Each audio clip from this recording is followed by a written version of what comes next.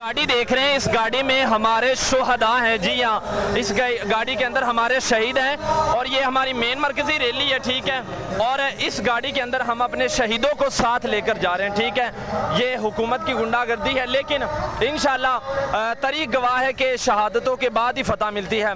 और ये एक शहीद की गाड़ी है, खुश नसीब है यार, मैं तो इसको चूमता हूँ, खुश नसीब है ये आदमी यार। ये हमारा काफिला रवाना है। अल्हम्दुलिल्लाह हमारा काफिला जो है वो बहुत बड़ा है, ठीक है।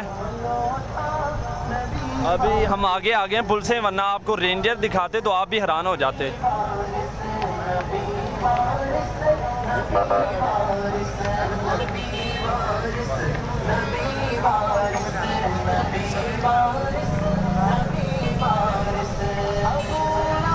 अब आपको जनाब मरकजी जो हमारा कंटेनर है वो दिखाते हैं।